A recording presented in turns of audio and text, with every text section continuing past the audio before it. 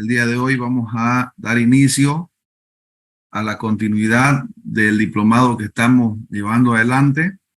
Lo vamos a hacer como si estuviéramos litigando, ¿ya? Les voy a transmitir toda la experiencia de lo que a criterio del suscrito hay una vivencia durante el desarrollo, tanto lo que vendría a ser Policía Nacional, Ministerio Público y órgano judicial, que son los tres entes directamente vinculados conforme lo establece el procedimiento penal.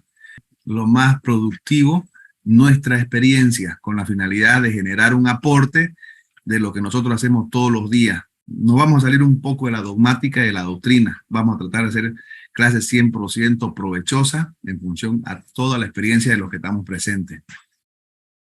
Es muy importante resaltar que no se olviden que uno de los principios fundamentales dentro del juicio oral es el de la inmediación. Entonces podemos interactuar. Ustedes saben muy bien que en el sistema actual está muy de por medio la realización de audiencias virtuales. Entonces ya prácticamente se está haciendo algo muy común. Entonces, bajo ese principio de oralidad e inmediación, también vamos a tratar de matizar esa forma de desarrollo o litigio virtual, digámoslo así, a través del uso de este mecanismo dentro del desarrollo muy común de temáticas diferentes. Están las vinculadas a las técnicas de litigio, pero así inmediatas en función a una intervención directa que hace la policía para iniciar un proceso penal. Ya no se olviden que existen diferentes tipos de inicio de un proceso penal y bajo esa didáctica nosotros vamos a empezar a dar ciertos criterios moduladores en la doctrina, pero que lo vamos a aplicar de acuerdo a lo que nosotros llevamos adelante en nuestro procedimiento penal. Y es en ese sentido que nosotros hemos aprendido que es a través de una denuncia, que es a través de un informe policial, a través de un informe de intervención de acción directa. Y es aquí donde vienen las pautas o técnicas de litigio que nosotros tenemos que aprender a realizar en función a audiencias que se llaman preliminares. Son diferentes tipos de audiencias preliminares que nosotros tenemos que tener conocimiento de intervención inmediata. No vamos a hablar nada de juicio, solamente nos vamos a abocar a lo primordial en cuanto a la primera intervención. Gracias, jóvenes. Bueno, es muy importante establecer que nosotros tenemos que tener siempre herramientas para poder desarrollar una buena labor. En este caso, la aplicación del juicio oral exige al profesional del derecho contar con la habilidad para construir argumentaciones verbales, solucionar problemas de manera inmediata. Aquí, digamos, nosotros tenemos que tener en cuenta que nosotros, en nuestra calidad de oradores, tenemos que tener el arte de aprender a hablar. Tenemos que aprender a comunicarnos. Tenemos que aprender a enseñarle a las personas cómo decir su verdad. Y estas situaciones nosotros las vamos a utilizar a través de técnicas, ¿ya? Estas técnicas siempre están vinculadas de diferentes maneras en función a la doctrina que vayan a utilizar. Es un ejercicio estratégico para quien acusa como para quien se defiende. ¿Por qué motivo, razón o circunstancia? Porque es la manera en cómo nosotros vamos a contar mejor nuestra historia. Y para eso siempre tenemos que tener determinadas herramientas que utilizar. Generalmente, esto implica el diseño de una teoría del caso en la que cada parte tiene que explicar cómo ocurrieron los hechos y la participación del imputado en ello. Con una sola finalidad. Tenemos que convencer al juez o al tribunal. No se olviden que para eso nosotros aprendemos a que a momento de establecer una comunicación directa con el cliente, ya sea imputado o víctima, uno tiene que transmitir seguridad, confianza y principalmente convencimiento. Con estos factores, una vez utilizados en nuestro favor, nosotros podemos generar la certidumbre, digamos, un principio de certeza se conoce comúnmente, para poder transmitir información que vaya a ser creíble, siempre y cuando esté vinculado a nuestros intereses.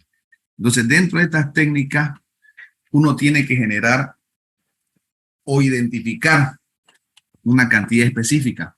Y en este tema nosotros nos vamos a abocar a 6 principios operacionales dentro de esta litigación oral. ¿Ya? Es muy importante que nosotros vayamos a ir haciendo un discernimiento específico, digamos.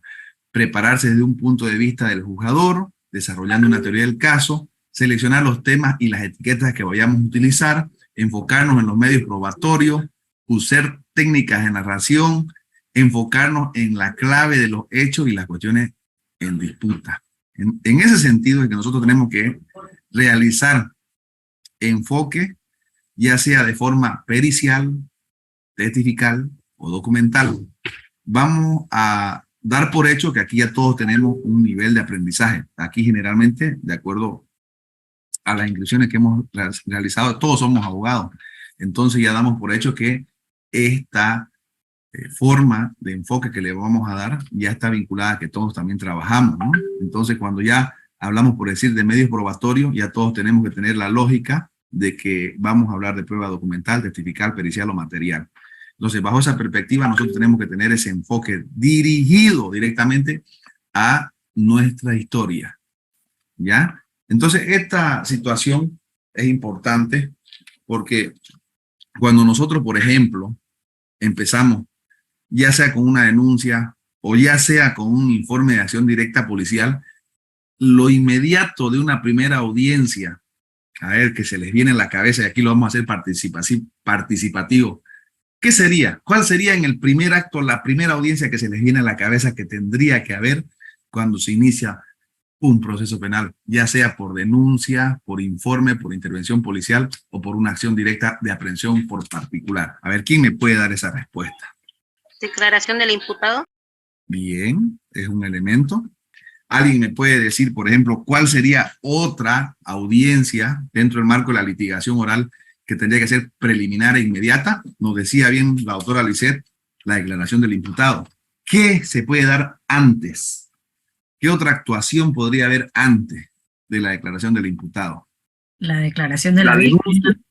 Bien, la declaración de la víctima. Eso es una audiencia que también es importante dentro del marco de la litigación. Y ahorita vamos a ir desmenuzando por qué. Ya tenemos identificado 2 actuaciones. ¿Qué otra intervención pudiera producir una audiencia? Doctora Nelly Rosa. Al momento de presentar la denuncia de forma oral. Es una forma también, correcto. Bien. El doctor Richard Cuellar. Escuché solamente acción de libertad, pero no la entendí. Por favor, si es tan amable. Obviamente, dependiendo de la forma en la cual ha iniciado la acción penal, ya sea por acción directa, ya sea por querella o por denuncia, en el caso de que haya sido una acción directa, esta puede ser, obviamente, susceptible de plantear algún incidente por falta de acción, ¿no? Es de la acción de que no se habría promovido legalmente la acción. O, en su defecto, y para no esperar el plazo para plantear los incidentes, podría ser opcional o no opcional, sino podría eventualmente plantearse una acción de libertad, ya que se habría restringido un derecho de locomoción al margen de lo que establece la norma, ¿no? Ya sea porque no existe un mandamiento de aprehensión debidamente fundamentada y emitida por una autoridad competente, o que dicha detención haya sido promovida no en los casos de flagrancia que establece la norma. Ante esa eventualidad podría ser procedente. ¿Cómo está, doctor? Buenas noches. ¿Podría ser también la declaración de los testigos? Claro, excelente. Fíjense muy bien, y quiero que tratemos de enfocarlo dentro de un marco de litigio, dentro del marco como técnica. Estamos hablando de audiencias preliminares y quiero que lo subrayemos para interactuar bajo ese contexto. Estamos hablando de audiencias anteriores a una cautelar, estamos hablando de audiencias anteriores a una declaración ya sea informativa policial o a una declaración del imputado, o como lo dijo la doctora Vivian, de los testigos. ¿Ya? No se olviden algo muy importante. El tema de la oralidad y la inmediación, ¿desde qué momento empieza? a tener su aplicación vinculante al procedimiento penal. Porque si ustedes se van a buscar en el procedimiento, ustedes se van a dar cuenta que recién aparecen estos principios en su aplicación cuando estamos hablando de juicio oral. Sin embargo, inmediatamente de aperturada la investigación, ya están en aplicación. Solo que muchas veces no nos damos cuenta del momento en el cual tenemos que nosotros saber interponer la aplicación de estos principios. Inmediación y oralidad. Porque no se olviden que para empezar, si hablamos de denuncia, desde que la denuncia es verbal ya se aperturó, ya hay una audiencia ya, que viene redactada.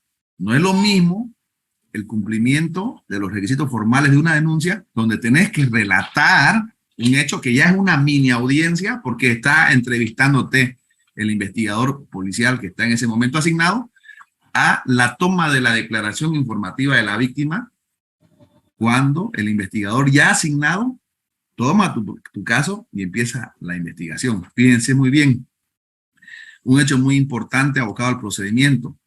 Cuando hablamos de intervenciones directas o acciones por aprehensión policial o por particular, la policía tiene 24 horas para poder realizar actos investigativos, digámoslo así, sin control jurisdiccional. Pero si están dentro de las 24, cuando se informa al fiscal y el fiscal informa al juez, ya están saneadas, ya hay control jurisdiccional, que es el conocimiento que tiene el juez conforme lo establece el artículo 279. Entonces, cuando nosotros empezamos a aplicar estos principios que estamos viendo en esta técnica recursiva que nosotros utilizamos, ¿ya? ¿Cómo la vamos a implementar? Y es aquí donde vienen las audiencias preliminares. ¿Cómo las vamos a interponer? Ustedes lo que tienen que hacer de entrada es recapitular en qué parte del procedimiento podría estar enmarcada esta situación. Y ¡pum! Nos vamos a ir al artículo 300. Alguien que lo lea, por favor, el artículo 300 del procedimiento penal. Artículo 300. Término de la investigación preliminar. Parágrafo 1.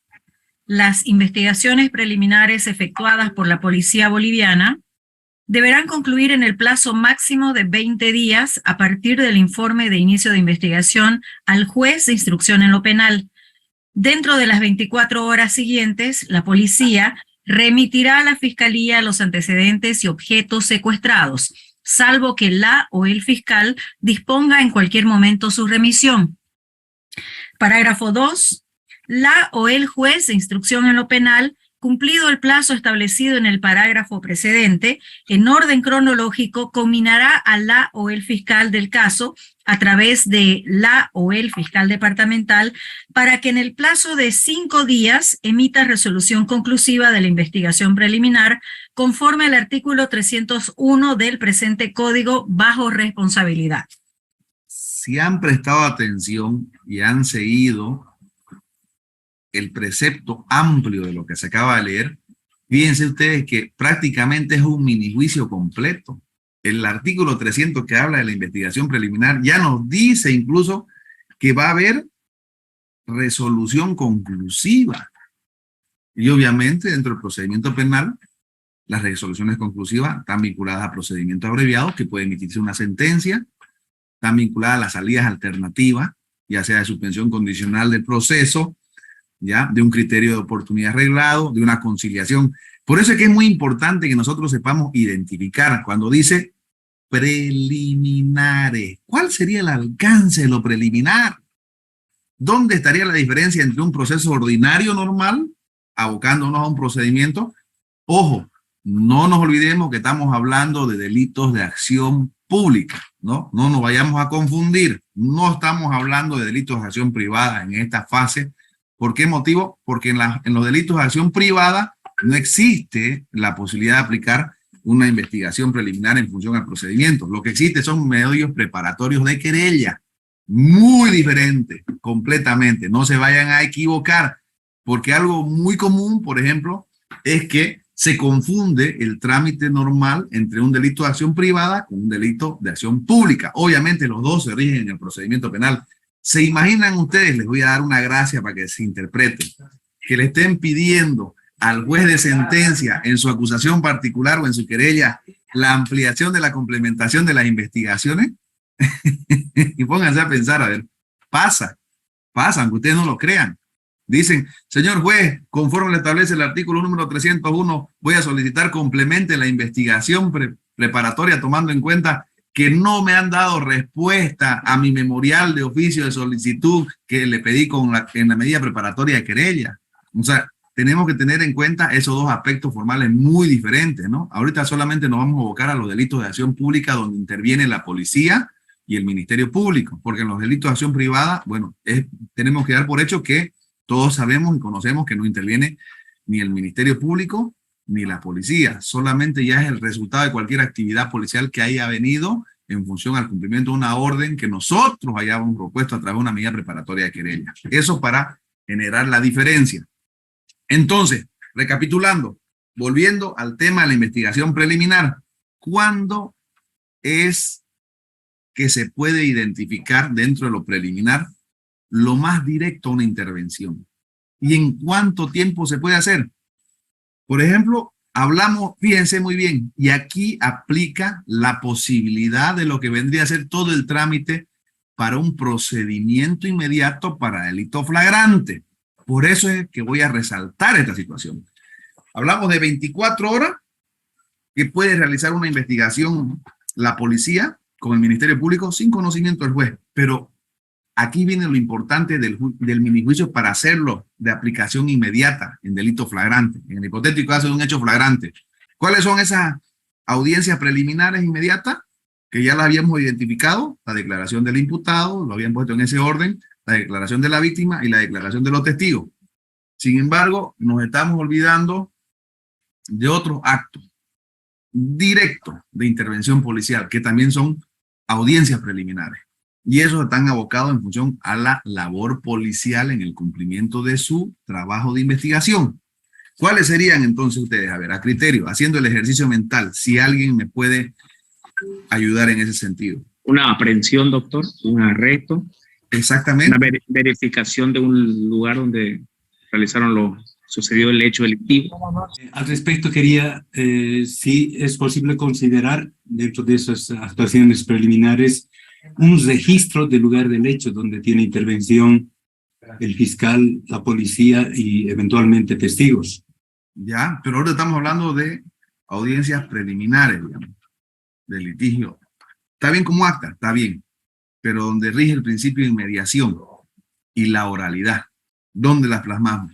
A criterio personal sería, por ejemplo, en procesos inmersos en la ley 1008, está el tema del acta de pesaje, el acta de prueba de campo, donde uno como abogado pues tiene que intervenir, pues, ¿no?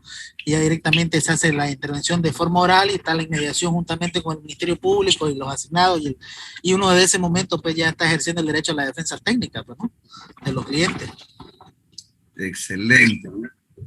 Aquí vamos a hacer un breve paréntesis y quiero resaltar cómo ustedes mismos en el ejercicio mental que están realizando van produciendo esa posibilidad de la intervención preliminar del abogado durante el desarrollo de la investigación. Porque si ustedes se fijan en estas 24 horitas que le voy a convertir y le voy a demostrar cómo se puede hacer un juicio y lo podemos cerrar hasta con un procedimiento abreviado en lo que aparentemente sería algo preliminar, se produce todo el desarrollo de la aplicación de principios vinculados al juicio oral. Yo se lo voy a plantear para que ustedes en un ejercicio se den cuenta. Muchas veces esas 24 horas no tienen vinculación con intervención de alguien que dé el asesoramiento. Es decir, no hay abogado ni de la parte civil ni de la defensa.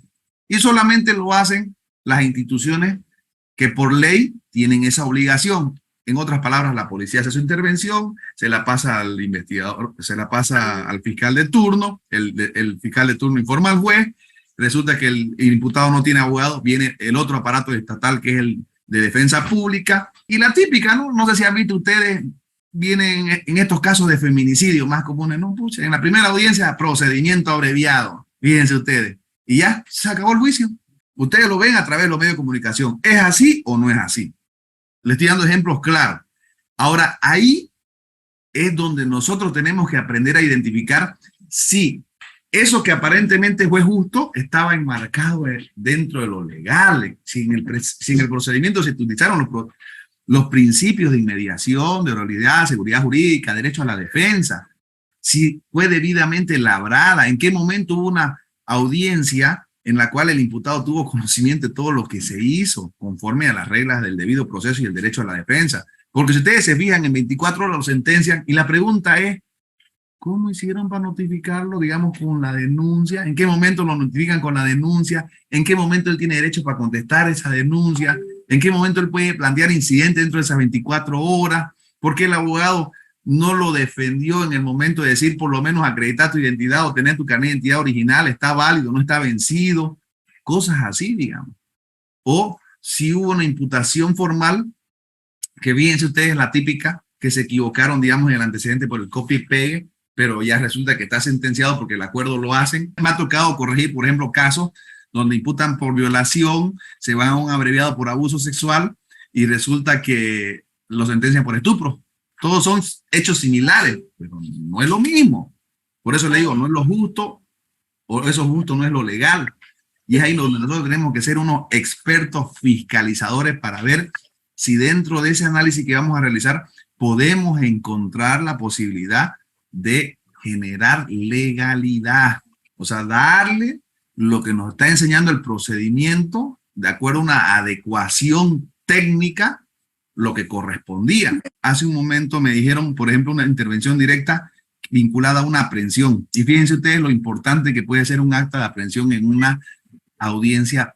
¿Cuántas audiencias preliminares se podrían desarrollar para la elaboración de un acta de aprehensión? Porque cuando uno hace la identificación de un documento, uno tiene que tener claro cuál es el preámbulo anterior que se tiene que realizar para la realización del acta. ¿Un acta de arresto será igual que un acta de aprehensión? Por ejemplo, yo les pregunto, ¿alguien me puede hacer una diferenciación? ¿Cuál sería la diferencia de un acta de arresto con un acta de aprehensión? El arresto se puede dar en un primer momento, doctor, cuando la policía realiza su intervención policial preventiva. La instancia de la policía, ya cuando hay mayores elementos y se individualiza quién es la víctima o el imputado, y si es que hay los requisitos, la fiscalía debería de aprender, pero el error que cometen es que hacen el acta de aprehensión, pero no así la resolución de aprehensión. Las diferencias que hizo el doctor Vaca, excelente. Pero yo voy a preguntar de nuevo, a lo mejor no me dejé entender con la pregunta. ¿Un acta de arresto es igual a un acta de aprehensión? Pongan las dos en un papel, en blanco, fijen su mente. No les estoy diciendo que es un arresto y no les estoy diciendo que es una aprehensión. Quiero que vamos a la formalidad procesal para la elaboración del documento. Quiero ser formalista, formalista y legalista. No quiero ser justo, porque a veces dentro del marco de lo justo un arresto dice, para la fiscalía a veces es suficiente que diga acta de arresto, se arrestó a fulano de tal en esta circunstancia. Acta de aprehensión, se aprendió a fulano de tal en esta circunstancia, y ya resulta que esos 3 garabatos son lícitas en función a acta. Por eso le estoy preguntando, ¿un acta de arresto será igual que un acta de aprehensión? ¿Tendría que ser igual? ¿Quién me puede decir sí y por qué, o no y por qué? Es un ejercicio mental. Por favor, doctor Ronnie Castro. Es muy diferente. Para mí es diferente. Un acta de aprehensión previamente se realiza cuando es una acción directa, y cuando es la otra parte que usted dijo, previamente es cuando hay una intervención del Ministerio Público y hace una notificación a esta persona, y esta persona viene con su abogado, y si ve conveniente el Ministerio Público, pues obviamente que ya hace una acta de aprehensión. Perdón, Excelente, doctor. Gracias por su participación. Doctora, La palabra, doctor. la doctora Sherezade Ríos levantó la manito, si es tan amable. El arresto procede cuando no es posible individualizar a los posibles autores principales y testigos de algún hecho delictivo, y la aprehensión cuando existen suficientes indicios que se puede obstaculizar la investigación o exista peligro de fuga. El arresto es con el objeto de identificar a los autores, a los partícipes y testigos de un hecho.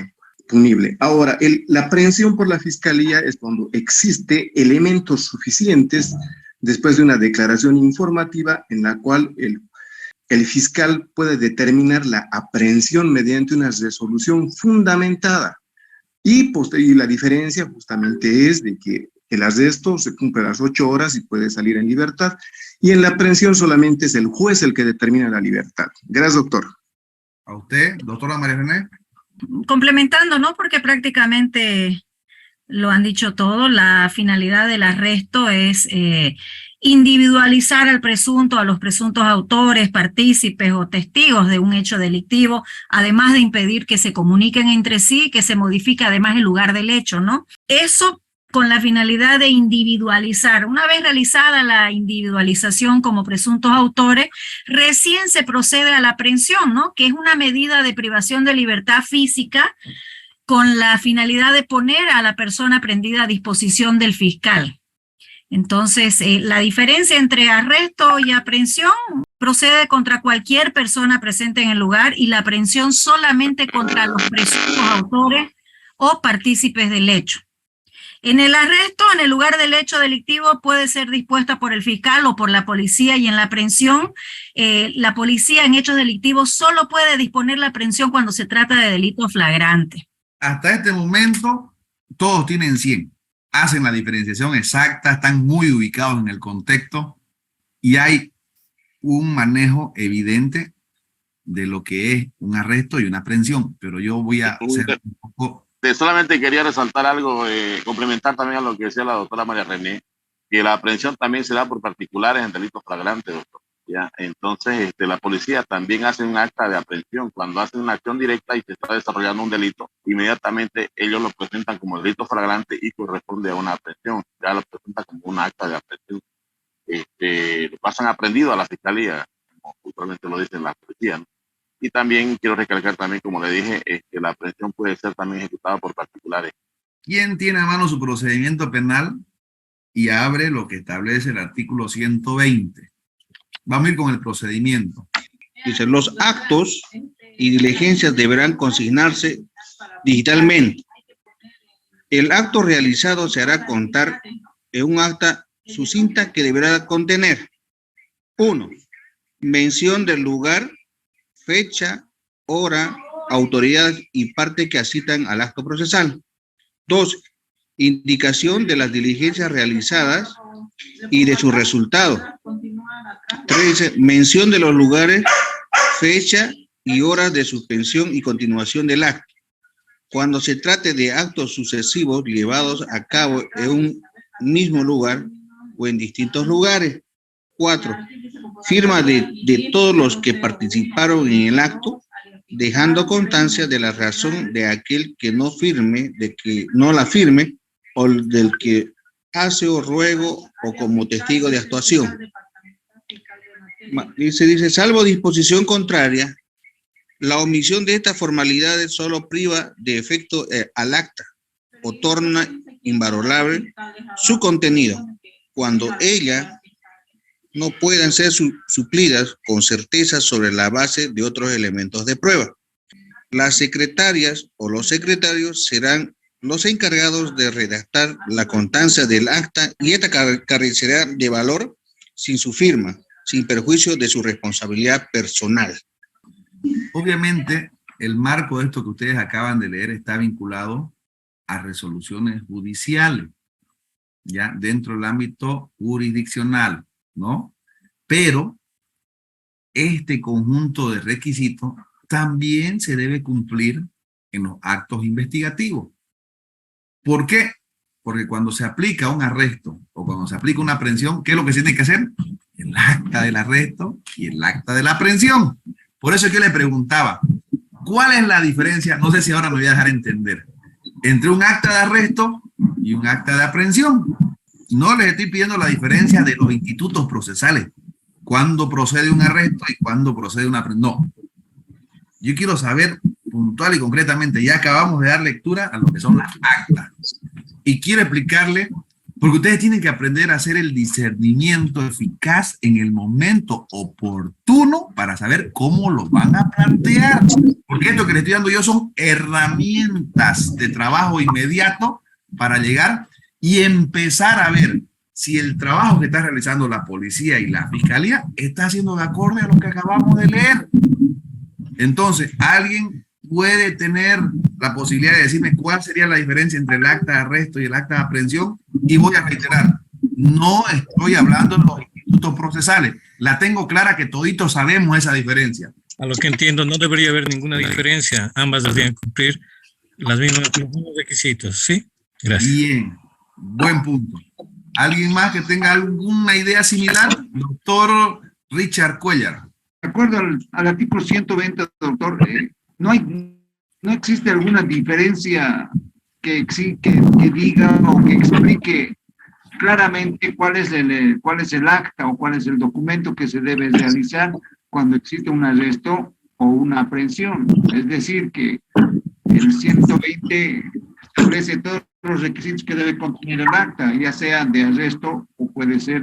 Contar que las dos actas tienen que tener mención del lugar, la indicación de las diligencias, mención de los lugares, firma de todos los que participaron en el acta, y todo lo demás, bueno, tendría que, el acta, ninguna de las dos actas tienen diferencias, son iguales, ¿no? Porque lo establece el artículo 120. Vamos a hacer de cuenta que vamos a comer una ensalada de fruta. Ahorita yo les estoy enseñando de qué fruta la vamos a hacer la ensalada. Vámonos al artículo 174, por favor. El doctor Javier Soleto, quiero que me lea el artículo 174 del procedimiento penal. Y vamos a ir vinculando. ¿Por qué ese instituto? ¿Por qué ese elemento va a ir coordinado con lo que vamos a leer en este momento para establecer investigación preliminar y para establecer las actas preliminares y técnicas de litigio en esta situación? Por favor, el artículo 174. Registro del lugar del hecho. La policía deberá custodiar el lugar del hecho y comprobará mediante el registro del lugar y de las cosas, los rastros y otros efectos materiales que sean consecuencia del delito.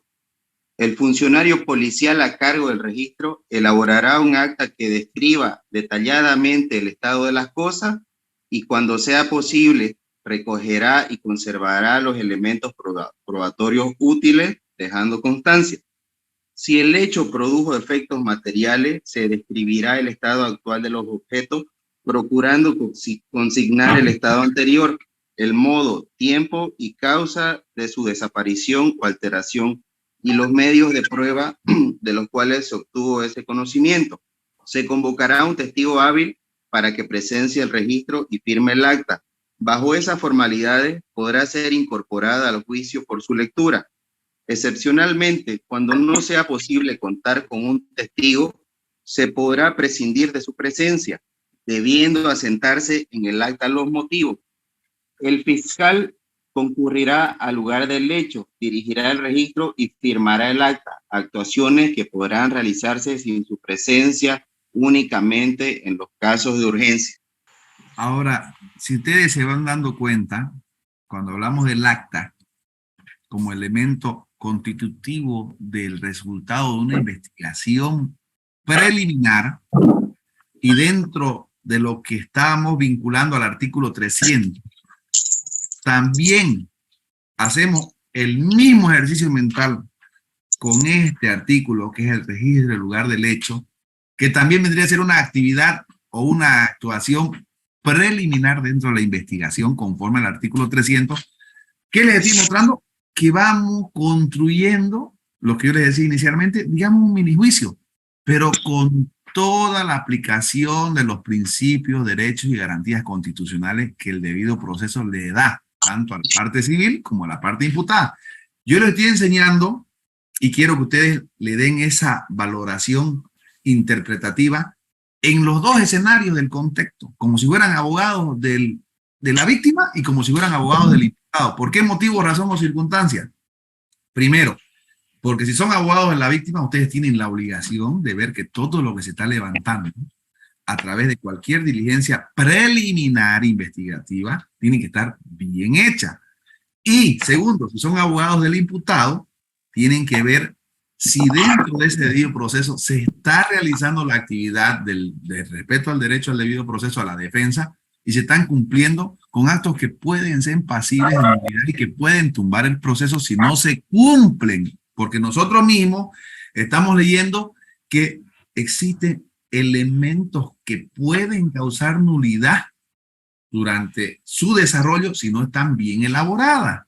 Entonces, bajo ese concepto, ¿ya?, de preliminar, yo quiero que nosotros vayamos abarcando las técnicas de litigio que podemos utilizar, y solamente identificando esta actividad es que podemos nosotros decir, bueno, a partir de este momento esta va a ser mi técnica de litigio, porque no solamente es oral, sino que viene vinculada a la actividad fiscalizadora que nosotros vamos a realizar. Ya les expliqué, en cualquier parte del proceso, porque nosotros no sabemos si nos van a venir a buscar y nos van a decir quiero que sea el abogado de la víctima, o nos van a decir quiero que sea el abogado del imputado, pero sí tenemos que resguardar el derecho del que nos toque en ese momento. Por eso es que yo les decía, hay una diferencia entre el acta que se elabora de un arresto, una diferencia del acta que se elabora de una aprehensión. No, acta es acta. Y aquí viene vinculada ya a algo más importante. Para la elaboración de este registro del lugar del hecho, también se va a levantar ¿cómo? A través de un acta. Entonces ya vamos ampliando el espectro de lo que vienen a ser las actas. ¿Y por qué es importante identificar este elemento? Porque no puede haber un documento que no haya sido introducido lícitamente si no está enmarcado en el procedimiento y en su forma del llenado. Muchas veces, aunque lo incidentemos, el juez, digamos, muchas veces dice, no se le causó, se hizo mal el acto, está en el procedimiento. Y el tribunal dice, pero no estuvo en una vulneración directa, no se la colocó en un estado de indefensión. Y ese defecto es evidente, pero es subsanable. ¿Por qué no le causó agravio? Porque en su declaración no declaró. Típica. Incluso fue al Tribunal Constitucional, el Tribunal Constitucional revisa y dice, sí, es evidente, se rechaza porque no se ingresó al fondo del asunto. ¿Qué nos quedaría a nosotros como el ejercicio de ejercer esta buena defensa? Solamente la satisfacción de decir, bueno, yo lo intenté, mi cliente lo vio, y por lo menos tenemos esa satisfacción de decir, bueno, yo no soy el juez, yo no soy el fiscal, yo no soy el policía, yo no soy el que imparte justicia. Pero esta secuencia se va dando precisamente porque el conjunto de abogados que generalmente están litigando no hacen estas observaciones, que ya después son comunes, pero como nadie las observa, tampoco nadie se anima a incidentarlas. Entonces nosotros vamos siendo cómplices de forma gradual, así sistemática, y bueno, también a veces el administrador de justicia tiene pues la obligación de ser justo y no legal. Entonces aquí es donde nosotros tenemos que aprender a hacer la ponderación de derechos y decirle pues al tribunal, sí es cierto y evidente, es evidente el error, digamos, por no decirle el defecto. Si nadie lo reclama, se convalida, pero ahí vienen los principios de convalidación, trascendencia, finalidad del acto, donde nosotros tenemos que dar ya por hecho que lo manejamos así. Por eso es que en este momento yo le estoy diciendo, aunque ustedes no lo crean, en 24 horas, supuestamente sin control jurisdiccional, miren cómo se puede desarrollar todos los elementos vinculados al principio acusatorio en esta fase. ¿Ya? Por eso son técnicas de litigio preliminar. Y solamente me estoy abocando a las 24 horas que el procedimiento le da a la policía y la fiscalía para actuar e investigar en una intervención inmediata. No estamos hablando todavía ni siquiera de los otros 19 días que establece como complementación dentro del plazo, porque si hablamos en delitos de violencia contra la mujer, esos 20 días, no me acuerdo muy bien ahorita el artículo, pero se convierten en 8. En violencia de delito contra la mujer con relación a la ley 348, son 8 días que se puede ampliar ya para que hagan una investigación. Y ojo, cuando hablamos, aquí voy a hacer un pequeño paréntesis, cuando hablamos de delitos vinculados a la violencia contra la mujer, no se olviden que lo que tenemos en contra cuando actuamos de abogado del imputado es el principio de informalidad. O sea, cualquier cosa que digan es como el derecho laboral. Solo que lo digan ya es prueba. Ya. Nosotros tenemos que ver cómo vamos a tratar de demostrar lo contrario, principio de informalidad y principio de presunción de verdad. Todo lo que dice también la parte se tiene que creer como si fuera una menor de edad. Entonces, esos dos aspectos son muy inquisitivos, pero bueno, tenemos que saber cómo lo vamos a contrarrestar. ¿Cómo? A través de la elaboración adecuada, si es que somos abogados, de estos elementos. Porque nosotros vamos a poner una buena defensa generando una duda razonable cuando no se levantan aplicando estas citas procesales adecuadamente las actas, conforme lo detalla cada uno de estos artículos. ¿Ya? Eso más o menos para ir haciendo un preámbulo de lo que queremos en la identificación de las audiencias preliminares. Ahora bien, ingresando ya al fondo de lo que tendría que ser el desarrollo de una audiencia preliminar vinculada a un acta de aprehensión. Y vamos a hacer esta diferenciación porque sería el motivo para fundar una imputación. Con arresto, muchas veces no se hace imputación. Con el arresto hace el cese del arresto y continúa la investigación. Pero vamos a irnos a una ilegal privación de libertad vinculada a la elaboración del acta de aprehensión. Entonces, ¿cuáles serían las audiencias preliminares que estarían invocadas bajo el principio de inmediación, contradicción y oralidad en esas fasecitas hasta que se elaboró el acta de aprehensión? Uno, ya la entrevista que haya realizado el investigador con cualquiera de los miembros que hayan sido parte del delito que supuestamente se está investigando. Dos, sí o sí, tras que usted tiene la identificación o el llamado de cualquier persona para que ejerza el derecho a la defensa o el derecho a ser víctima, en este caso denunciante, ¿ya? O familiar de la víctima, a la intervención inmediata. Muchas veces la policía cierra puertas y ellos quieren hacer solito el trabajo y no dejan la participación de los abogados de las víctimas. No les dicen nada, ¿ya? Entonces uno tiene que hacer el reclamo respectivo con la finalidad de hacer el seguimiento. Es muy importante. ¿Por qué? Porque resulta, dentro de la práctica, uno llega, vamos a hablar de la FELCC, ¿ya? O de cualquier módulo policial.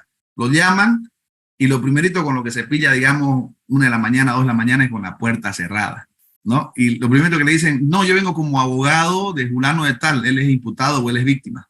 Bueno, mañana le dicen. Y están ahí elaborando las actas, están elaborando las diligencias preliminares, están haciendo la orden de allanamiento. Entonces, uno tiene que ser muy enfático, tiene que ser muy persuasivo y tiene que haber la posibilidad de decir, bueno, yo sé que están realizando la actividad investigativa y si soy abogado de la víctima, yo necesito entrometerme porque yo le voy a dar licitud al acto que ustedes están realizando. ¿Cómo?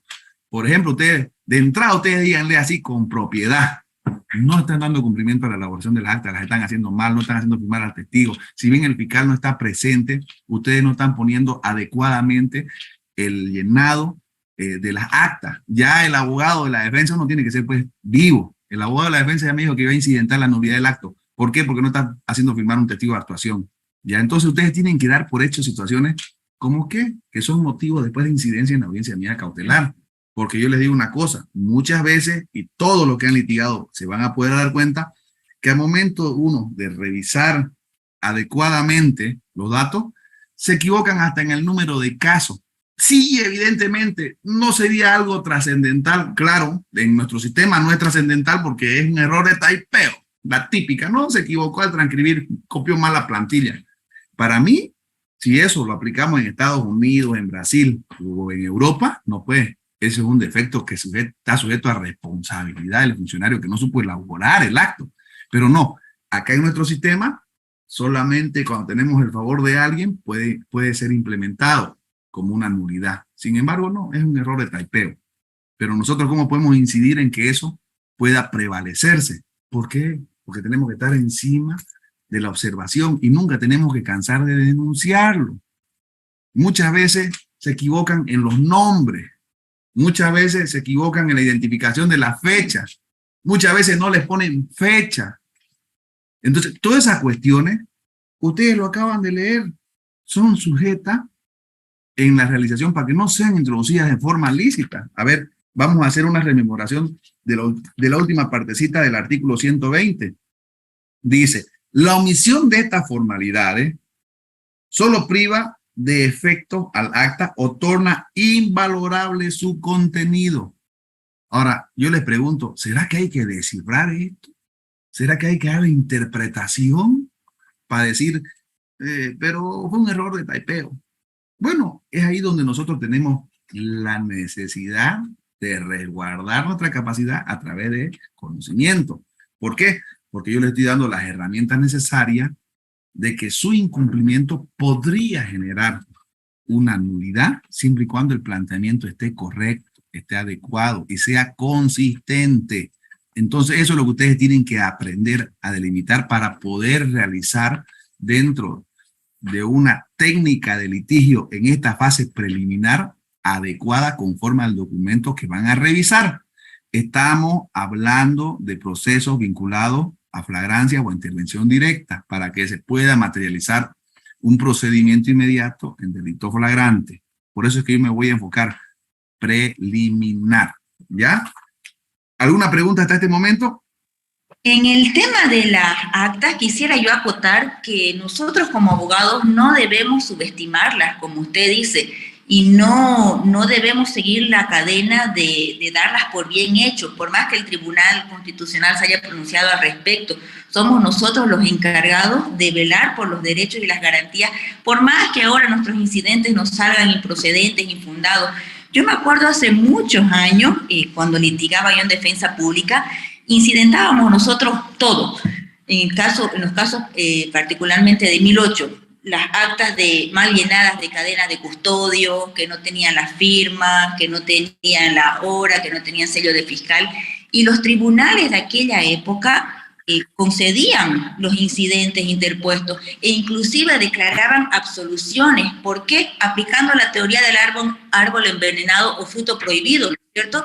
Todo lo que se da a raíz de un acto ilegal es posterior. Entonces nosotros debemos ser insistentes en el tema, y minucioso sobre todo, ¿no? En el tema de la perfección de las actas, en todo, en el llenado, en las firmas, en la hora, en las rúbricas, porque nos vamos a encontrar en algún momento en que sí nos van a dar la razón y nuestros incidentes nos van a dar frutos y nos van a conceder, como digo, la razón, y vamos a lograr una absolución en el caso de que estemos defendiendo al imputado. Entonces es muy, muy, muy importante ser minucioso y ser detallista con el tema de las actas. Exactamente, totalmente de acuerdo. Además, algo que ustedes tienen que tener muy en claro desde mi perspectiva, algo que yo les doy como experiencia. Ustedes no entren a ganar el juicio. Ustedes no entren a ganar el juicio porque van a perder el norte y van a perder objetividad. Ustedes entren a ser el mejor en el juicio. Ustedes como abogados entren a ser los mejores. Usted tiene que concentrarse, pucha, Julano está al frente, yo tengo que ser mejor que lo que él haga. En ese sentido, usted ya cumplió con su labor en la venta de su servicio, porque si el cliente vio que usted lo dejó con la boca abierta al juez, por más que no le dio la razón, la gente se da cuenta. Ya él mismo dice, se vendió, le pagaron, lo que quiera que digan, pero no va a decir mi abogado le faltó capacidad. Que eso es lo peor que le puede pasar a uno. Mi abogado, fue evidente que no estaba preparado, parece que no se dio cuenta. Escucha, lo peor es eso. Entonces, yo le estoy dando a ustedes herramientas para que eso no les pase. Porque si hay algo que de verdad ustedes tienen que demostrar en el tema de la formación, es la capacidad argumentativa, por lo menos de manejar unos 3 tips, unos 3 clichés, de que si están trabajando como abogados de la defensa, tengan la capacidad de identificar así, pero lo que digo, principio inmediación y principio oralidad, pero vinculados a esa etapa preliminar por el tema de la fase, como si hubiera un juicio previo, pero en ese momento, así, captándolas en la elaboración de las actas. Y usted tiene que decirle, yo, según procedimiento, tengo la obligación de participar, porque ustedes lo acaban de leer en el tema del artículo 120, actas, tienen que firmar todos los presentes. Dice, yo estoy presente, yo estoy acá en el acto, yo voy a dar fe de que ese acto se realizó correctamente, ya sea como abogado del imputado o como abogado de la víctima, es el mismo discurso, para que ustedes vayan tomando como un elemento, digamos, de Padre Nuestro, digámoslo así. Les voy a pasar, anótense, la sentencia constitucional 376-2015 S1 del 21 de abril. Esto, por ejemplo, es un Padre Nuestro del 21 de abril, que habla acerca de la nulidad de los actos procesales. ¿Por qué es importante esta jurisprudencia constitucional? Porque esta ha llegado a establecer que se debe tomar en cuenta 5 condiciones, 5, para poder ver si procede o no. Es el famoso hecho de la extinción. Uno agarra y lee el procedimiento y dice, a ver, el procedimiento dice extinción por duración máxima 3 años y se extingue aún de oficio, dice. pero la jurisprudencia constitucional ha dicho que hay que hacer una auditoría, ha dicho que hay que ver si el caso es complejo, que si los imputados son hartos, que si hubo o no el respeto a las vacaciones, y le siguen metiendo más sistemas de interpretación, digamos, sistemática, de acuerdo al tiempo, a la complejidad, y resulta que no importa si han pasado 10 años, porque el caso fue complejo, aunque no lo hice el procedimiento, no se extingue el proceso, sigue nomás. Similar situación ocurre con estos los efectos, pese a que en el procedimiento mismo dice, no, pero ahora resulta que para que el acto sea nulo y no genere impunidad, digámoslo así, o sea, el Estado tiene que resguardar la negligencia realizada por algunos funcionarios para decir que son 5 las cuestiones que se deben tomar en cuenta para establecer la nulidad de un acto procesal. Y entre ellos está que el acto procesal denunciado de viciado le debe haber causado gravamen y perjuicio personal y directo, que el vicio procesal debe haberle colocado en un verdadero estado de indefensión, que el perjuicio debe ser cierto, concreto, real, grave y además demostrable, que el vicio procesal debió ser arguido oportunamente en la etapa procesal correspondiente y que no se debe haber convalidado ni consentido el acto impugnado de nulidad. ¿Por qué les traigo a colación esta argumentación? Porque si ustedes quieren ganar, ustedes tienen que manejar esto como de memoria. Ustedes lo tienen que decir tanto para incidentar como para responder. Tienen que utilizar el mismo verso. Del lado del que es como una moneda de un boliviano, de cualquier moneda. Cuando usted lo paga en cualquier lado, de cualquier lado, igual tiene el mismo valor. ¿Por qué? Porque viene a ser un elemento de fundamentación que te abra la competencia para ver si te lo van a rechazar o para ver si te lo van a anular. A veces surte, pero tiene que estar esta carga jurídica vinculada a ese incidente. ¿Ya? Entonces yo por eso mismo le digo, ustedes me van a agarrar y me lo van a hacer, es cortito, pero yo quiero pues que, quisiera yo que se lo aprendan de memoria, que esta sentencia y esos 5 elementos en cualquier fundamentación, si ustedes son abogados del imputado, métanle, estoy incidentando porque ahorita es el momento adecuado, estoy demostrando con la imputación formal que la nulidad está inmersa en el documento, que el artículo 120 no se cumplió con relación al 174. ¿Por qué? Porque el procedimiento dice, no se debe convalidar y este es el momento oportuno. Esta situación, si ustedes la aprenden a individualizar así, conforme dice la sentencia constitucional, ustedes van a poder aperturar competencias para el análisis de la incidencia que van a plantear. Porque si no tienen ustedes este argumento o esta carga argumentativa de respaldo y dicen, creo que está mal ese artículo, yo lo leo y no se está cumpliendo a cabalidad. Creo que hay algo mal ahí. ¿Ustedes creen que con esa fundamentación van a convencer al juez? Porque cree que está mal. No, pues. Es sentido, hasta para contestar. El abogado incidenta porque cree que está mal. Yo lo veo, lo leo y lo veo que está bien. Yo no creo que esté mal, yo digo que está bien. Entonces hay un momento de hacer el equilibrio de argumentación y fundamento. ¿A quién le va a creer el juez? Al que tiene mayor seguridad. Eso es un hecho. Hasta por lenguaje corporal. O sea, todos tenemos la obligación de abogado, penalista, de saber cuáles son los actos que podrían generar nulidad.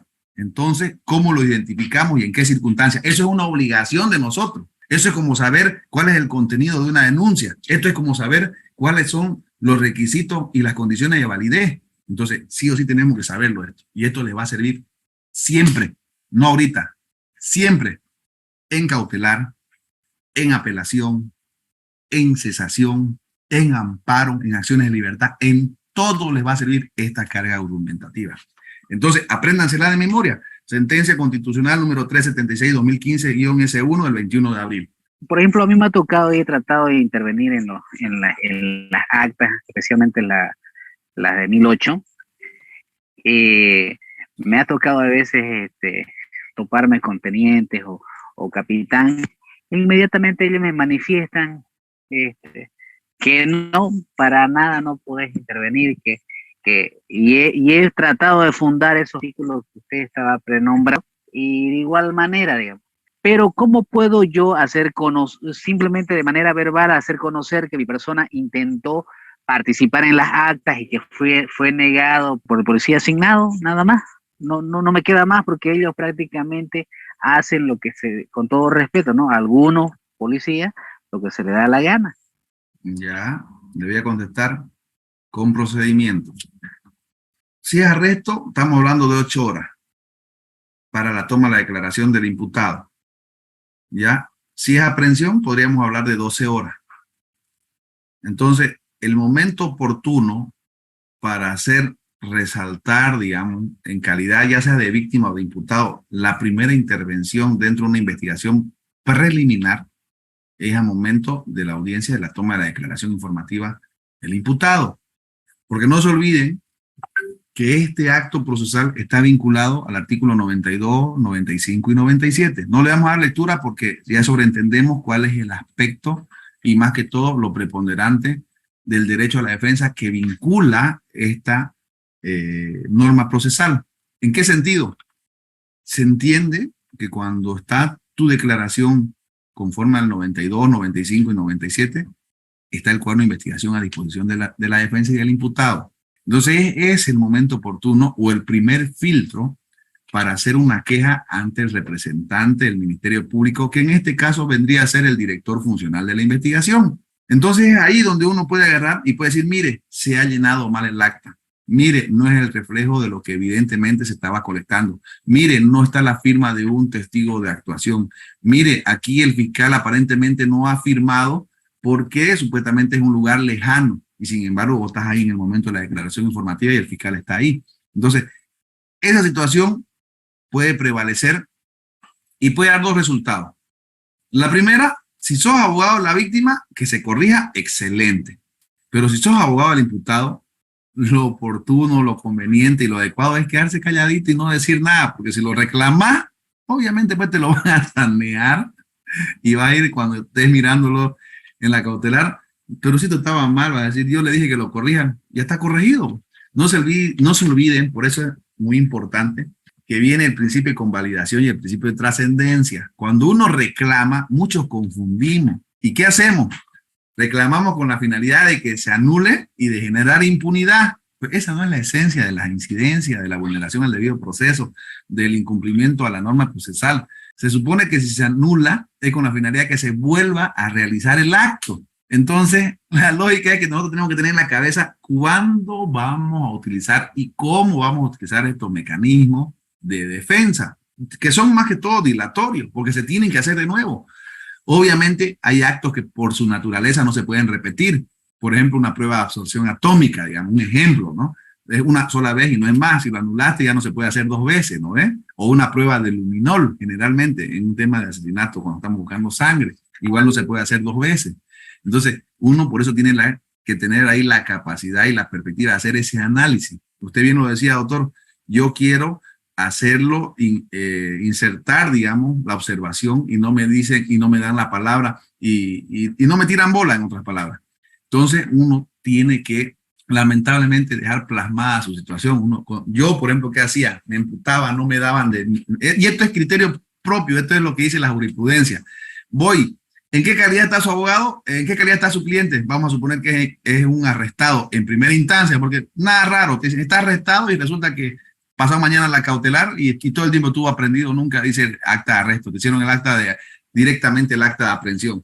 Entonces, vos tras que vas la primera 8 horas, se venció, ¿qué es lo que tienes que hacer? Automáticamente, si ya está 8 horas privado de tu libertad y no sabemos si es arresto, un memorial, cese de arresto. ¿Por qué? Porque estamos sobreentendiendo. Entonces vamos rapidito, toda vez que han pasado las 8 horas y no sé del motivo, la razón por el cual me encuentro privado de mi libertad, conforme al 225, siendo que el plazo del arresto se ha cumplido, usted de por hecho solicito el cese del arresto. ¿A quién se lo va a pedir? Al fiscal. Resulta que sí ha prendido 24 horas y no saben qué calidad está. Señor juez, el día de ayer presenté un memorial pidiendo el cese del arresto, porque no sé en qué situación me encuentro. Hasta la fecha han pasado 24 horas y no sé sobre mi situación jurídica, ni siquiera me han tomado mi declaración informativa. Entonces, solicito que cese la ilegal privación de mi libertad y me haga conocer y me notifique el motivo por el cual estoy aprehendido, porque si ya son más de 20 horas, es obvio que vas a estar aprehendido. No hay otra figura, porque te van a poner a disposición del juez cautelar.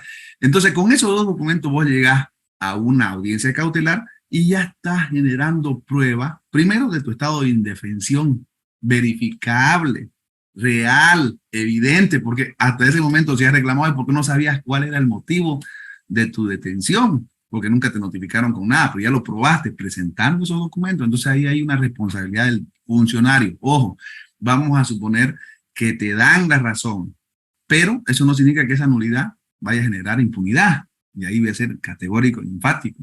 Solamente para generar responsabilidad de los funcionarios que intervinieron y no te dijeron, no te notificaron por qué te estaban investigando o en qué situaciones o cómo fue, cuál fue el elemento que motivó tu aprehensión o tu arresto inicialmente.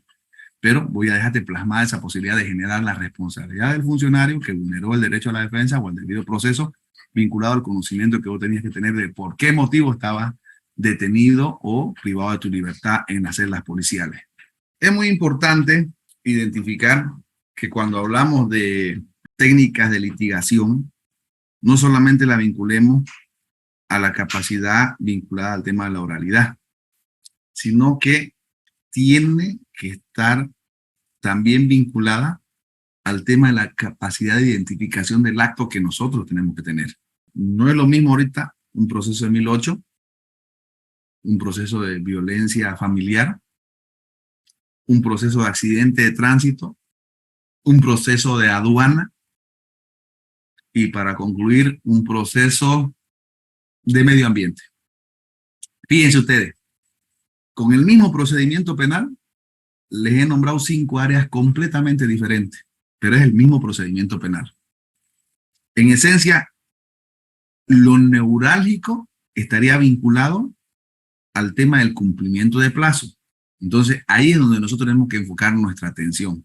Pero en todos, absolutamente en todos, tiene que estar vinculado a un acta de arresto, a un acta de aprehensión, a un acta de la registro del lugar del hecho, independientemente de que hasta el momento de la cautelar no tengamos conocimiento de la imputación. ¿Por qué? Porque es un hecho muy común. Nos notifican con la imputación siempre antes de entrar a la audiencia. Eso es algo notorio, evidente. No es legal, pero bueno, así se hace, digamos. Esa situación nosotros tenemos que usarla a nuestro favor y tenemos que denunciarla oportunamente. Entonces, por eso es que ustedes tienen que tener esa capacidad de implementar esta norma procesal a su favor a título de vulneración al debido proceso o, si son víctimas, a título de resguardar ese debido proceso para que no sea sujeto de una nulidad. Algo que no es muy común bajo el principio de oralidad, que no se da y que no se plasma para beneficio de las partes, solamente para beneficio de la policía, es el hecho, por ejemplo, de las entrevistas policiales. Muchas veces ustedes se habrán dado cuenta y cuando el policía quiere o lo toma como pertinente, agarra y dice, estamos hablando de las primeras 24 horas en la investigación preliminar. Dice, yo fui, me constituí y tuve un contacto directo, quien me manifestó lo siguiente, y ya le pone en su informe lo que él quiere. Y no hay el acta, fíjense muy bien, no hay el acta de la entrevista de campo, no hay el acta del registro del lugar del hecho, porque en el momento de la elaboración del acta del registro del lugar del hecho, resulta que pasó un testigo y ahí se tomó ese dato, se le preguntó el nombre y tendría que haber firmado, no hay esa acta. Entonces, todo ese conjunto o esa ausencia de elementos, uno los tiene que saber materializar dentro del debido proceso para poderlo vincular a un acto que dentro de esa investigación va a demostrar lo favorable o lo desfavorable, de acuerdo en el lugar en el que nos encontremos. Porque hay una cosa que es verdad, pero que aún así genera deficiencia, digámoslo, en los delitos de violencia familiar. ¿A quiénes tenemos al frente?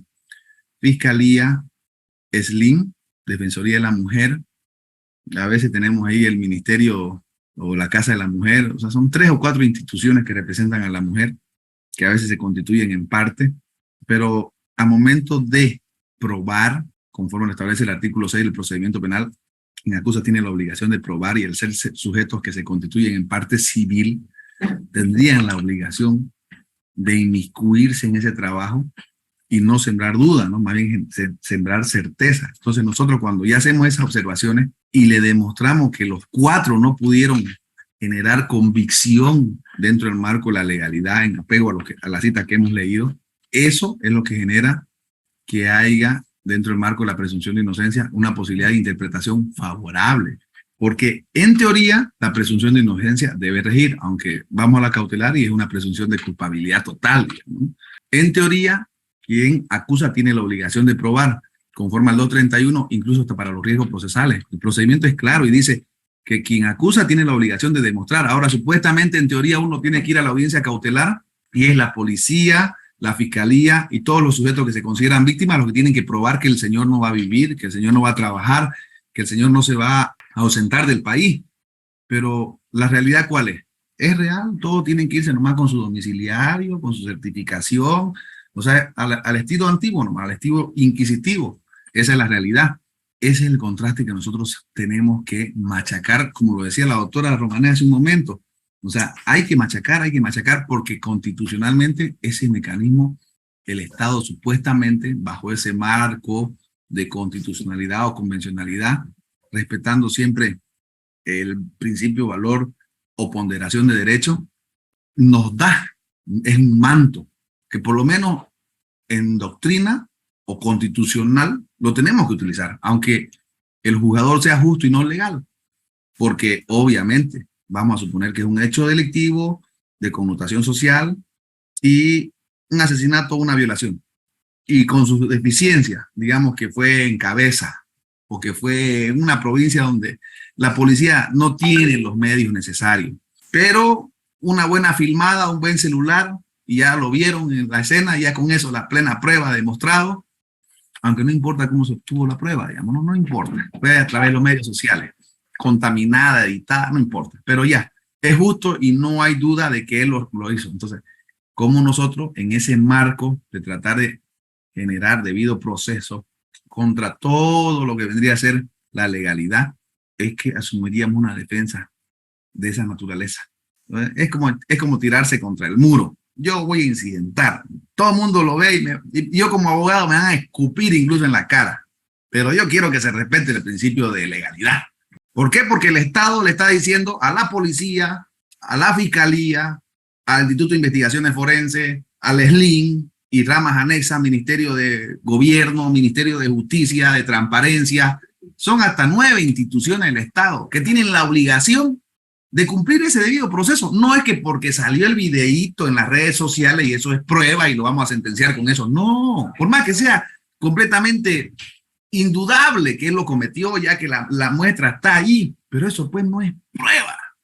Entonces nosotros tenemos que empezar también a generar, por más que sea maleante, igual tiene derecho, pero ¿cómo hacemos entender eso quizás a la sociedad? Porque ahorita, bajo ese manto de investigación preliminar, en el planteamiento que yo les quiero trasladar a ustedes, se generaría pues impunidad. Y aquí lo legal no es sinónimo de impunidad, no le estoy diciendo vayan y defiendan a un delincuente tampoco, y aprovechense de que el sistema es pésimo, es malo, no, por eso quiero digo también, enfóquense como víctima, para que ustedes puedan sanear y decirle, oiga, si bien es cierto, todos tienen la obligación de decir como Estado, pero el simple hecho de ir solamente a mencionarlo no es un elemento suficiente porque el procedimiento no está pues de adorno. Peor la Constitución, si somos miembros también de diferentes tratados internacionales donde la Convención Interamericana nos obliga, que tenemos la obligación de probar dentro del debido proceso. Entonces, esa situación es la que nosotros tenemos que materializar a través de ¿qué? De la capacitación, porque si nosotros no ponemos de nuestra parte, no vamos a darle ese enfoque interseccional, como dice la jurisprudencia, que suena bonito, pero que en la realidad a veces no se aplica, ¿ya? Entonces, bajo esa perspectiva, el hecho de ir diferenciando estas técnicas de litigación, que si bien se denominan preliminares, tienen igual o mayor connotación desde mi perspectiva, y les voy a decir por qué mayor connotación, porque podemos traducir bajo el principio de continuidad todo lo que podría ser un año o 6 meses de etapa preparatoria en 24 horas, en 48 horas. Depende de la forma y el planteamiento que lo realicemos. Porque no se olviden, muy importante, que cuando hacemos la elaboración de un acta, cuando hacemos el resguardo, el registro del lugar del hecho, y vamos a entrar mañana y en lo sucesivo también al tema de las requisas personales, en su elaboración preliminar, si nosotros sabemos introducir el elemento a través de una prueba adecuada, por más que no sea producida en juicio a través de un procedimiento inmediato, se tiene que desarrollar bajo el principio de contradicción. Entonces, si está bien obtenida, nos ahorramos toda la etapa preparatoria, porque le voy a dar 2 tips para su conocimiento. El primero, en delitos de 1008, cualquiera sea el caso, cuando hay flagrancia, la fiscalía en un 90% junto con la policía de lo que investiga para esa imputación es lo que acusa. Y ustedes van a fijarse que la imputación es un copia y pegue por un tema, digamos, de trabajo enorme que ellos tienen de lo que imputaron. Lo único que se aumenta es el desarrollo de la individualización de lo que tendría que ser las pruebas documentales. Nada más. Que ahora, a través de la jurisprudencia constitucional, ya han hecho, por ejemplo, una modulación. Ya ahora, por ejemplo, en sus imputaciones dicen elementos de convicción. Y así como si fuera una mini acusación, ya lo vacían todo lo que haya actuado en la imputación formal como si fuera una mini acusación y lo detallan.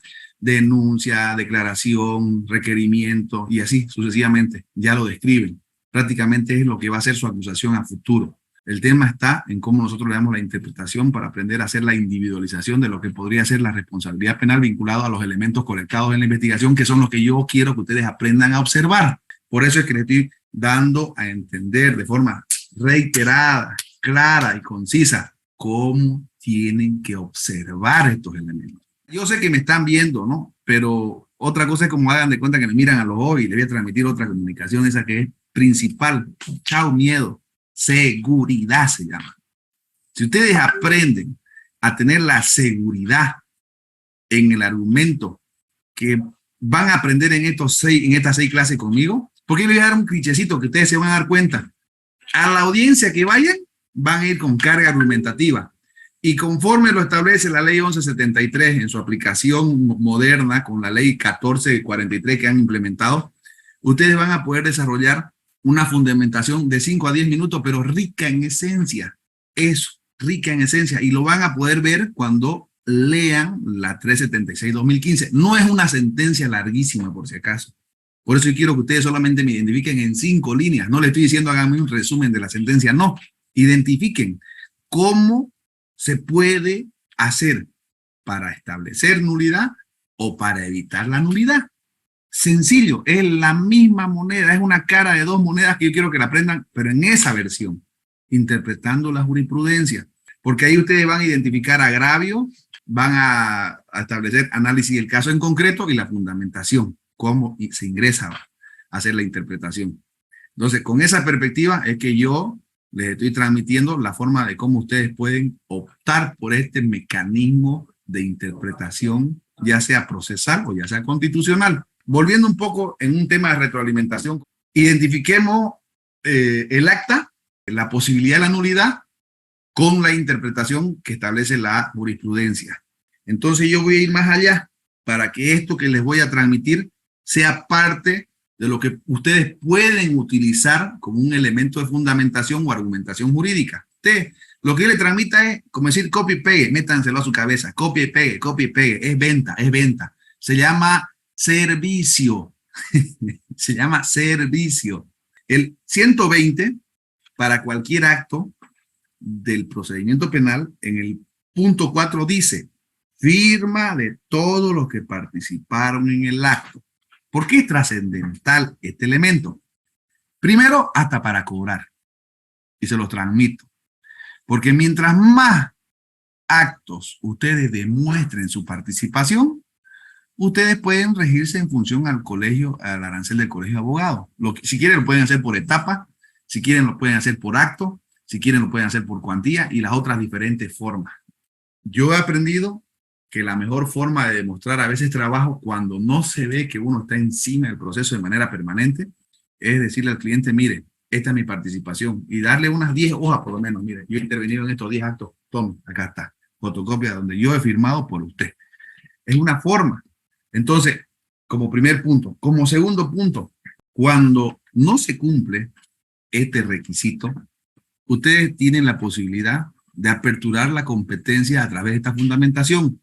No se olviden, fundamentación abre competencia. Si ustedes no lo reclaman oportunamente a través de este argumento que va a ser utilizado como un fundamento, la autoridad, ya sea fiscal o judicial, no tiene la obligación, porque no es albino, ¿entiende? No tiene la obligación de atender porque no es adivino, no es. Muchas veces yo he visto a colegas que salen reclamando, pero yo después las leo su intervención o los escuché y nunca reclamaron, digamos, lo que reclaman en el pasillo nunca lo dijeron en la audiencia. ¿Por qué? Porque muchas veces, y esto es, hay que hacer una mea culpa y hay que hacer una retroalimentación propia. A veces tienen muchas ideas, no puntean, no individualizan y se olvidan. Porque hay una cosa que es verdad, se llama miedo escénico, pero no es por el miedo que uno le tenga a la autoridad, no es por el miedo que uno genere de inseguridad. O sea, es algo natural que ustedes vean tele, hasta los que hablan todos los días en la tele y son periodistas, se equivocan, su lengua se equivoca, trastabillan en el lenguaje verbal.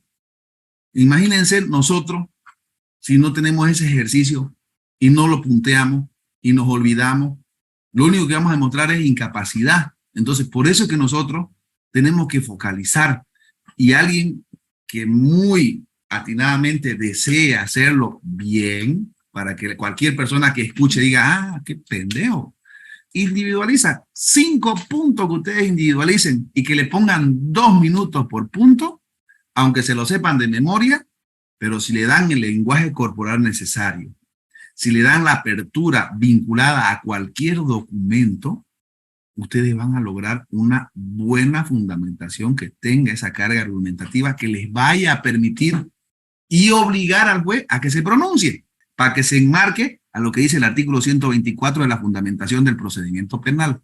Entonces, esta situación ustedes la tienen que tomar como elemento.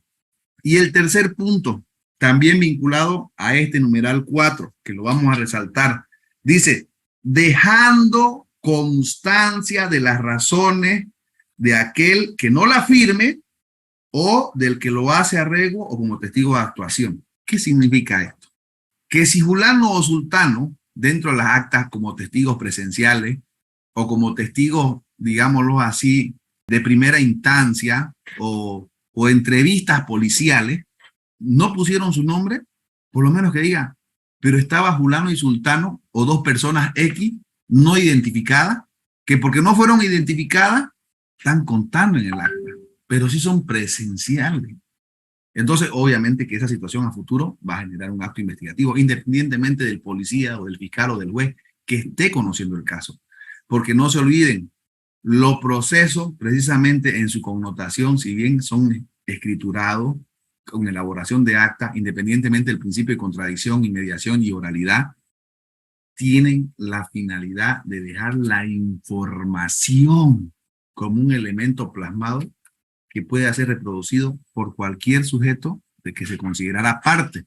Entonces, esa situación es la que nosotros tenemos que hacer prevalecer. Porque no se olviden, podemos perder aquí en primera instancia, podemos perder en segunda instancia, pero en revisión de casación, allá, digamos, donde no hay inmediación, que dicho sea de paso, se lo tienen que grabar, es el único momento procesal donde no existe la contradicción y la inmediación y la oralidad, ¿ya? Porque en casación, en Sucre, todo es por escrito, los recursos, no se ve ni se analiza, ni existe la posibilidad de que los sujetos procesales ingresemos en ese poder de aplicación oral. No hay ninguna audiencia oral en casación. Entonces, todo es por escrito. Y todo lo que podamos meter en nuestra apelación restringida o en nuestros recursos de casación es lo que se va a considerar. Entonces, es ahí donde nosotros tenemos que aprender también a desarrollar esa técnica argumentativa. Obviamente, mientras más ampulosa sea de forma no memoriona, sino lo más que nos nazca de nuestra interpretación, nosotros mismos vamos a llenar de conocimiento nuestro razonamiento, porque es la forma en cómo nos vamos a expresar. Entonces, esta situación permite establecer el mecanismo o el conducto regular para hacernos entender, que es lo principal y que es una de las técnicas de litigación que les estoy enseñando, aplicando ya directamente en el desarrollo del proceso. Estamos hablando así netamente de cuestiones de carácter procesal, documentadas. No hemos entrado a valoraciones todavía, porque estamos aplicando lo que vendría a ser el principio de inmediación, el principio de contradicción y oralidad. ¿Alguna observación por parte de alguien? ¿Algún comentario? ¿Algo que quisieran que se les aclare? En el tema de las actas, ¿qué pasa cuando está aprehendido, calidad de aprehendido o arrestado, y el acta no está y después por arte de magia la hacen aparecer? ¿Qué pasa cuando uno observa en ese momento que no está el acta, que no, obviamente han incumplido con eso, pero después por arte de magia aparece el acta, obviamente una vez percatados de que no lo habían hecho o simplemente vulneraron esa obligación que tenían que cumplir como policía o como fiscalía? Bien lo decíamos, doctor, el primer filtro para el tema de la denuncia oportuna dentro de la investigación preliminar que estábamos hablando, vinculada al artículo 300 dentro de un proceso, está en la comunicación que como abogado uno tiene directamente primero con el fiscal. Y es ahí donde decíamos la diferenciación. Si lo va a hacer como abogado de la víctima, es para que la finalidad sea de sanearlo o de tratar de minimizar el error para que se convierta en un defecto relativo. No nos olvidemos que en el procedimiento existe el artículo 168 que habla de la corrección y están identificados situaciones de errores de verdad, de taipeo, que son vinculadas a defectos relativos que no generan nulidad de acto, pero que sí generan, ojo, responsabilidad del funcionario que cometió esa omisión. Entonces, nosotros, ¿por qué es importante identificar, y esto yo se los paso como un cliché, como parte de la experiencia, los actos que son nulos relativamente, pero que pueden ser subsanados a través del 168 como una corrección? Porque si nosotros hacemos un conjunto de irregularidades que están vinculadas a omisiones, negligencias que generen el cambio de interpretación o del contenido de documentos que sean de la investigación, si hablamos del trabajo de la policía o de la fiscalía, son faltas disciplinarias, que no son delitos, pero que sí generan responsabilidad disciplinaria, que van desde una multa hasta la destitución. Entonces, cuando uno deja plasmado y deja en evidencia esa arbitrariedad, porque no es un ilícito, es una cuestión contravencional administrativa, uno tiene esa posibilidad, digamos, de presionar. Seguí nomás, seguí comportándote así. No te olvides de esa falta, no te olvides de esa ilegalidad, no te olvides de esa omisión. Entonces, vos comportate conforme a ley, yo también me voy a comportar conforme a ley. Entonces, ¿qué le estás diciendo vos ahí? Si lo estás dejando en evidencia el error o lo que vendría a ser un defecto, que ya lo vas a procesar indirectamente, sin el ánimo de amenazar, ¿ya? Pero sí lo condicionamos. Entonces, ahí es donde viene la aplicación de lo que tendría que ser tu esquema persuasivo de trabajo, ¿ya? Porque eso es persuadir, no directamente, pero sí indirectamente. Doctor, lo siguiente, tengo, si se podría decir, dos preguntas. En primer lugar, cuando se da a cuestiones de acciones directas, ¿no? Muchas veces los policías, o los funcionarios policiales, en otras palabras, se toman la atribución de ponerle en el informe de acción directa, ya sea arrestado o aprehendido, considerando de que si el hecho sucedió en flagrancia, deberían inmediatamente, ¿no?, traerlo y ponerle en su informe de acción directa aprehendido y no arrestado, ya que los arrestos son con fines investigativos. ¿Qué atribución o por qué ellos lo hacen de esa manera, doctor? Yo quisiera saber eso, no sé, o en qué se amparan ellos para que puedan ellos disponer, ya sea traerlo aprehendido o arrestado. Eso sería una pregunta.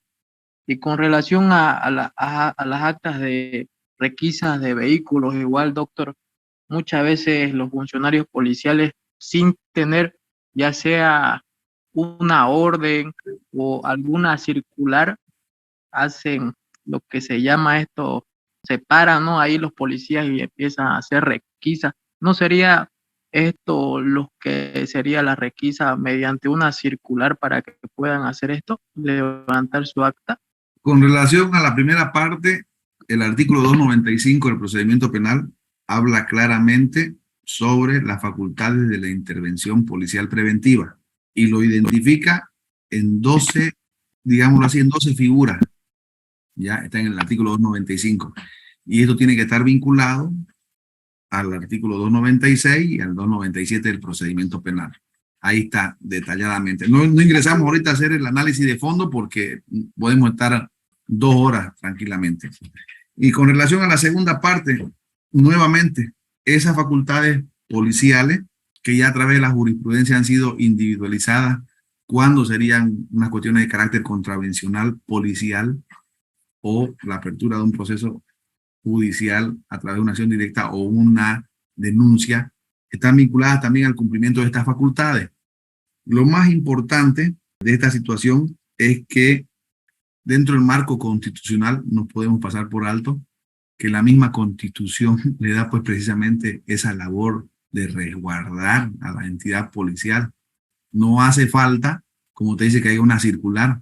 Ya el mandato expreso es constitucional, ya. Así como dice el artículo 225 con relación al Ministerio Público en defensa de la sociedad, dice también, ¿no? Entonces, esas cuestiones nosotros tenemos que tenerlas claras como cuestiones conceptuales de la matriz, que en este caso es la Constitución Política del Estado, ¿ya? Y si usted, digamos, quiere establecer irresponsabilidad, digamos, en cuanto al cumplimiento o quiere materializar alguna conducta en específico, tiene que ser a través de la identificación de alguna omisión. Pero esta situación tiene que estar aparejada siempre de un caso en concreto. No se puede decir de manera genérica por qué salen y no hay la circular, como diciendo por qué salen a trabajar, digamos. O sea, constitucionalmente el hecho de que ya sean institución ya está sobreentendida la función que tienen que realizar. Por eso es que ellos incluso pueden intervenir aún no estando de servicio. Ellos pueden estar en la calle y ven la comisión de un hecho delictivo mucho mayor. O sea, ellos tienen la obligación. Es como el médico, pues, ¿no? El médico, para salvar la vida, no va a ver un accidente y va a pasar manejando su auto y porque no está trabajando se va nomás y pasa, digamos, ¿no? O sea, imagínense, ustedes sabían que el médico, desde que hace su juramento hipocrático, si él ve un accidente, él tiene la obligación de parar, porque si nos enteramos después que no paró y que pasó y que era médico, ahí había un homicidio culposo plantado de cajón y se murió la persona, ¿ya? Entonces no puede decir que porque no estaba de servicio no le correspondía trabajar y cuidar esa vida. Entonces, en ese esquema de interpretación, nosotros también tenemos que ser un poco más entendido en lo que la Constitución da como lineamiento a cada una de las instituciones madres, digámoslo así, porque no se olviden, policía tiene un representante departamental y tiene uno nacional, fiscalía tiene un fiscal departamental y aparte un fiscal general.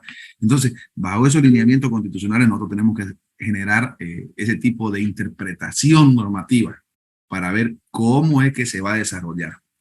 Doctor, mayormente en los delitos de accidentes de tránsito, por ejemplo, tenemos un sinfín de sentencias constitucionales donde están, cuando están sobrios los conductores que tienen esta clase de accidentes, están exentos de tener que, existe la improcedencia de la detención preventiva, pero sin embargo los policías, ¿qué hacen?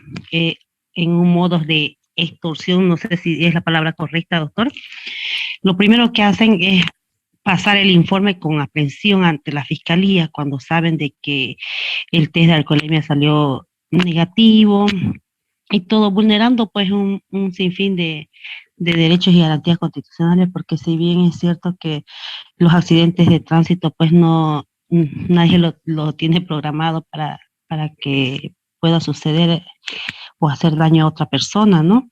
Entonces, en esto, ¿cómo se podría proceder, doctor, en contra de los policías? Porque en realidad ya tendría que ser una denuncia en contra de ellos, ¿no? Ante el DDP, porque lo que hace es lo primero pasar con aprehendido su informe ante la fiscalía y llevar a una audiencia cautelar. Pero ¿y cuándo y en qué momento se demuestra de que no fue el conductor el que hubiese cometido la imprudencia, ¿no? Porque en este caso, por ejemplo, hablo de un peatón que estaba en estado de ebriedad y que vino, estaban peleando, lo empujaron y se metió entre el vehículo, ¿no?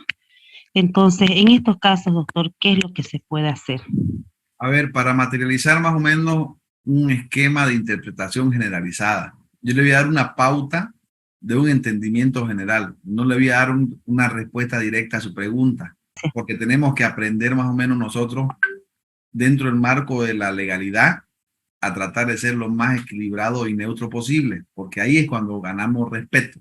Primero, cuando analizamos la normativa penal, fíjense ustedes muy bien, para mí resulta sorprendente que dentro de nuestra legislación, y hablando específicamente de como lo dice el tipo penal, ¿no? Lesiones graves y leves, y homicidio en accidente de tránsito.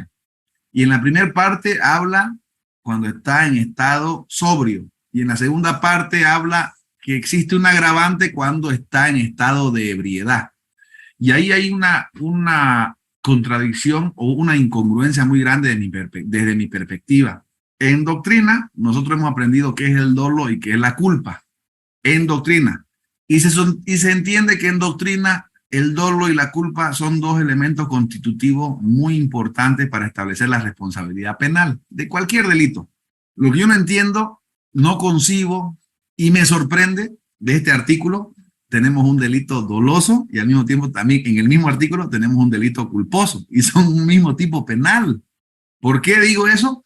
Porque se sobreentiende que se habla de un accidente de tránsito o un homicidio culposo porque por culpa, omisión, negligencia o inobservancia de la regla de tránsito uno ocasionó una muerte porque estaba en estado de sobrio.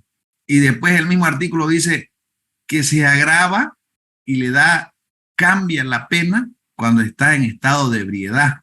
Como que ya ahí se convierte doloso, ya no, el hecho de agarrar y que me voy a poner a beber para ir a matar a alguien. Algo así, digamos, es la concepción que le da el tipo penal. Primer elemento, digamos, que bajo mi perspectiva es algo completamente contradictorio e incongruente. Segundo elemento, cuando usted hace la apreciación, doctora, vinculada al comportamiento o al trabajo realizado de la policía, yo no creo que sea una cuestión de carácter extorsiva, digamos, ¿no? Sino que ellos cumplen su trabajo. Obviamente la percepción está vinculada a de qué parte vamos. Y nosotros también tenemos que hacer mea culpa y muchas veces somos muy mal acostumbrados, digamos, nosotros, a que queremos dar por hecho muchas situaciones que son de nuestra competencia, digámoslo así. Entonces, cuando leemos la norma, queremos que la norma se aplique sola, como si fuera obligación ya de que ellos tienen la obligación de conocerla y entenderla, porque además cumplen funciones en esa unidad, digámoslo así. Y me voy concretamente al hecho y al extremo de que saben que está sobrio, y sin embargo lo pasan a conocimiento del Ministerio Público porque hay jurisprudencia constitucional que dice y establece que no debería proceder una aprehensión una detención preventiva por más que haya muerte de por medio. Y pese a que está lesionado, igual lo pasan en calidad de aprendido, como decir vulgarmente, no me interesa si es o no es fulano o es sultano, igual que sea la fiscalía y el juez y ya la persona está ya privada de su libertad, pese a que hay jurisprudencia constitucional que en la interpretación dice que no corresponde su detención preventiva. Entonces, ahí lo que se pretende es resguardar el derecho de la víctima, en este caso los que resultaron afectados. Que dentro del marco de la ponderación es un esquema muy abusivo, es muy abusivo. Que dentro del esquema de la ponderación de derechos es una cuestión que no parece correcta, también desde mi perspectiva lo es. Porque muchas veces el responsable ha causado su propio perjuicio, digamos, o sea, la víctima misma, digamos, por ejemplo, un hombre que está manejando una moto, borracho, va y se choca con un vehículo, no sé si lo vieron, que estaba estacionado, y le frega el vehículo al que estaba estacionado, y sin embargo, el que está siendo ya investigado, procesado y perjudicado, que su vehículo se lo llevan a tránsito, el que no tenía nada que ver, pero como estaba mal parqueado en contrarruta, se lo llevan también a ese más y lo perjudican. El problema radica en que nosotros no tenemos esa cultura de que la cosa sea correcta y equilibrada para una responsabilidad de la cual yo sea partícipe. Aquí todo es agua para mi molino, agua para mi molino. A mí me perjudicó, a mí me pasó. O sea, y eso es por naturaleza, digamos. Somos así en nuestro país. Pocos son los responsables. Pocos son los que dicen, ¿sabe qué? No quiero problemas y prefiero evitarlo y yo pago. Digamos. Pocos. Esos pocos son los que ya tuvieron problemas. Ya tuvieron problemas. Ahí es donde empieza el tema de lo justo. Ahora, si nos vamos a lo legal, usted, doctora, pues ya hacemos una retrospectiva y empezamos a hablar de las técnicas de litigio preliminar que hablamos cuando comenzamos la clase y nos vamos a la elaboración de las actas, nos vamos a la elaboración del registro del lugar del hecho, nos vamos a la elaboración de lo que no tuvo que hacer o de lo que sí tenía que hacer el investigador haciendo el caso al momento de la elaboración. Entonces, ahí vamos a establecer que la responsabilidad del funcionario que por su omisión o por su negligencia le está resquebrajando un derecho a la libertad de una persona, y eso genera responsabilidad disciplinaria. Entonces, dentro de lo legal, todo lo que usted dijo lo puede materializar a través de esas observaciones. Primero, ante el fiscal que conoce la causa y después ante la audiencia, ante el juez del control jurisdiccional.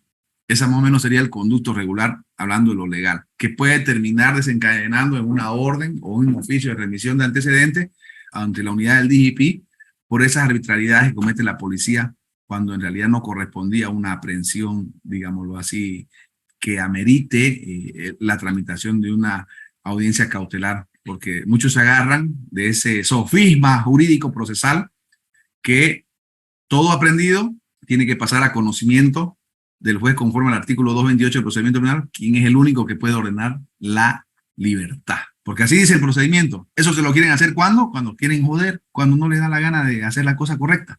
Mayormente en los EPI, en las EPI, por ejemplo, ya tienen sus convenios con los abogados. Dicen, no, uno va en estos accidentes de tránsito, por ejemplo, resulta que no lo puedo ver porque no es hora de visita, pero yo no vengo a hacer una visita, yo vengo como abogada, ¿no? Entonces, eso es lo que manifestaba al inicio de clase, como decía doctor. Evidentemente, al margen de poder hacer las denuncias respectivas, o sea, en ese momento, pues no se puede hacer nada, ¿no? Pero no es que no se pueda hacer nada, doctora. A ver, uno tiene que ser enfático hasta para ser dañino. Uno tiene que ser persuasivo. Hay que ser empático, doctora. ¿En qué sentido? El tema de los policías están de turno. Y a veces cuando estamos hablando ya de un hecho aperturado, ya significa que estuvieron toda la noche ya, o todo el día anterior ya, haciendo algunas diligencias, porque ya la persona está detenida 24 y están dentro de su turno. Y yo me pongo también en ese lugar. Y ellos puede ser que estén aburridos y que sea su trabajo. Pero hay formas de llegarle. Si usted llega con mayor presión en lo emocional sin ser persuasiva y quiere decir yo soy la abogada y a mí me tiene que hacer caso, mucha doctora la va a mandar por un tubo. Si uno llega y es persuasivo, yo lo entiendo, no sé en qué circunstancias, yo le decía que me ayude, por favor, mire, a veces uno tiene que ser humilde y a veces uno tiene que dárselas de ignorante, porque yo lo digo, va a disculpar, yo no lo sé, no lo entiendo, o por lo menos no me acuerdo de esa clase, le puedo decir. Pero uno tiene que ver la forma de cómo, primero, generar empatía y hacerlos reír. Ya, obviamente, ese es un tema ya emocional de uno, depende de uno. Y uno, le cuento que haciendo esas cosas, gana más y gana terreno. Y uno tiene que ser dadivoso en el sentido de dar comprensión, de dar atención, de dar incluso hasta contagiar risa, contagiar entusiasmo. No me refiero a dar plata, a ofrecerles comida, no, por si acaso, que no se vaya a malentender. Pero en el dar, depende cómo lo dé, uno consigue muchas cosas, doctora. Yo se lo digo por experiencia, ¿ya? Entonces, si uno va con el chip de que te van a melear, digamos, como usted dice, o que te van a sacar plata, pero si vas con el chip de que me voy a reír más bien cuando le dé, lo van a atender mejor a uno y uno va a conseguir, quizás va a ganar menos, pero ahí es cuando uno empieza a hacer ya su propia política de trabajo vinculada a cómo querés que te traten, porque cada abogado es un mundo aparte. Y yo entiendo que todos trabajamos, estudiamos y queremos forzarnos, pero es un cliché que le voy a pasar, que yo lo he vivido, 3 años me ha costado. Yo era arrogante, era pedante, ¿sabe qué? Era atropellador, me enojaba, me sulfuraba, no me pesaba venir y hacer mi denuncia, plantear la acción de libertad, acción de amparo cuando estaba comenzando, no me pesaba, y malo, yo he hecho votar unos 4 fiscales, he hecho votar 2 jueces, con juicio, ya no me pesaba, pero después empiezo a mirar la factura y pucha, era algo que yo realmente no quería construir sobre lo que dicen de mi persona cuando yo trabajo. Y créanme, me ha costado 5 años cambiar esa forma de pensar, del choque, y empezar a ganar respeto de otra forma. Uno se cansa. ¿Y sabe qué es lo peor? Que vos te quedás con el pleito, y esto es experiencia propia. Y el cliente se fue. Se cansó de que venga a firmármelo para pelear, porque es lo que le interesa es el resultado de su trabajo, no le interesa que usted se pelee con medio mundo. Y se lo paso a conocimiento para que usted lo analice. Lo peor de hacer un caso personal es que vas a gastar tu tiempo, nadie te va a pagar, vas a gastar de tu plata para terminar el caso o para, no sé, y vas a tener un enemigo gratis. Porque ese, como vas a seguir trabajando en el mundo litigante, mañana pasado lo cambiaron de unidad, mañana pasado lo cambiaron de juzgado o de fiscalía y lo vas a ver y nunca te va a mirar con una cara de yo te aprecio a vos. Maleante, miércoles. Eso es lo que yo le podría decir, doctora, como experiencia. Muchísimas gracias por la pregunta.